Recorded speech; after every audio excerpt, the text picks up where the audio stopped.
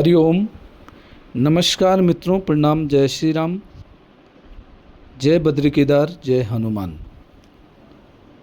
मित्रों, एक बार पुनः आपका स्वागत कर रहा हूं अपने इस ज्योतिष कार्यक्रम में, जहां पर कि मैं आपको ज्योतिष से संबंधित, आध्यात्म से संबंधित छोटी छोटी और बड़ी महत्वपूर्ण जानकारियां उपलब्ध कराता हूं।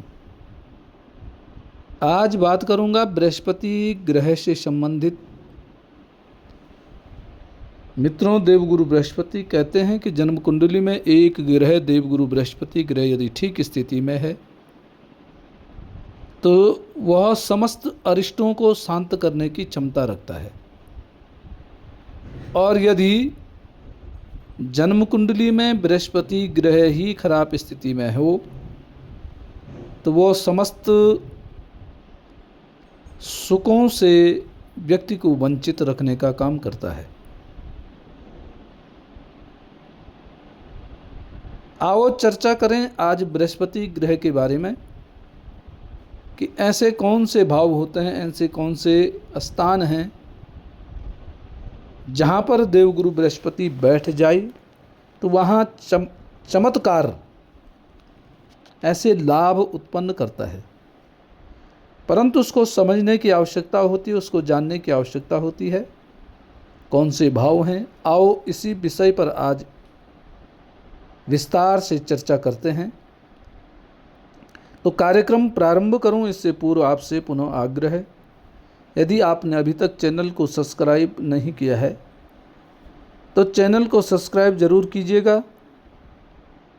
वीडियो को अंत तक देखें और यदि आपको ठीक लगती है, समझ में आती है तो वीडियो को अन्य लोगों तक जरूर भेजें। इसके लिए शेयर जरूर वीडियो को करें। साथ साथ में लाइक के द्वारा और कमेंट के द्वारा भी वीडियो का आप समर्थन कर सकते हैं। तो मित्रों, आओ बात करते हैं बृहस्पति ग्रह के बारे में। मैंने पहले भी कहा था, इन चार भावों में यदि बृहस्पति ग्रह बैठा हुआ है तो बृहस्पति को हल्के में नहीं लेना चाहिए। बृहस्पति ग्रह बहुत ही चमत्कारिक वहाँ पर फल देता है। कैसे फल देता है आप देख लीजिए। चार भाव पहले मैं बताऊंगा, वो चार भाव कौन कौन से हैं। पहला है जन्म कुंडली का लग्न भाव, जहाँ पे मैंने एक लिखा है, यह जन्म कुंड का लग्न भाव है। यहाँ पर बृहस्पति भी चमत्कार करता है। दूसरा है जन्म कुंडली का नवम भाव, जिसको भाग्य भाव कहते हैं। भाग्य भाव में भी देवगुरु बृहस्पति बड़े चमत्कारिक फल प्रदान करता है। और उसके बाद है 11वां भाव, जिसको लाभ भाव जन्म कुंडली का कहते हैं, वहाँ पर भी। और अंत भाव चौथा जो भाव है वह है जन्म कुंडली का 12वां भाव। इन चार भाव में बैठ कर के बृहस्पति ग्रह चमत्कार के जैसी फल प्रदान करता है। अब आप विस्तार से समझिएगा, विस्तार से सुनिएगा, कैसे चमत्कार, क्या चमत्कार करता है। सबसे पहले लग्न के बारे में सुनिए। जहाँ पे मैंने एक लिखा है वहाँ पे अगर देवगुरु बृहस्पति बैठा हुआ है तो वो माना जाएगा कि लग्न में आपका बृहस्पति है। तो लग्न में बैठ कर के बृहस्पति व्यक्ति की बुद्धि में प्रवेश करता है, और बुद्धि अंतिम जो निर्णय होता है उस अंतिम निर्णय में ही बृहस्पति ग्रह चमत्कारिक फल देता है। अर्थात व्यक्ति जीवन भर गलत काम करे, परंतु अंत समय में ऐसे अच्छा काम करता है जिससे कि उसको मान सम्मान की प्राप्ति होती है। दुनिया ऐसे व्यक्ति को याद करती है। दूसरा है मित्रों, जिन व्यक्तियों का लग्न में एक भाव में बृहस्पति ग्रह बैठा होता है, ऐसा व्यक्ति जिसके साथ खड़ा होता है, जिसके हक में खड़ा होता है, उस व्यक्ति की निश्चित ही जीत होती है, वह व्यक्ति जीत हासिल करता है। जिसके साथ ऐसा व्यक्ति खड़ा हो जाता है, जिसका समर्थन करता है, जिसका साथ देता है, तो वह व्यक्ति जरूर ही विजयी को प्राप्त होता है और अपने कार्यों में लाभ की प्राप्ति ऐसे व्यक्ति को हो जाती है। इसमें कोई संदेह नहीं है। इसलिए अपने साथ ऐसा व्यक्ति जरूर रखना चाहिए जिसका लग्न में बृहस्पति ग्रह हो, जो आपको सही दिशा निर्देश करता हो, जो आपको कभी भी मिसगाइड नहीं करता हो। ऐसा व्यक्ति, ऐसा सलाहकार जरूर अपने जीवन में होना चाहिए, अपने साथ होना चाहिए। दूसरे भाव की बात कर रहा था मैं, नवम भाव।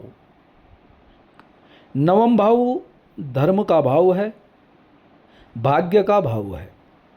इस भाग्य भाव में यदि बृहस्पति ग्रह बैठा हुआ है तो ऐसे व्यक्ति पर दैव्य शक्ति प्रकट होती है।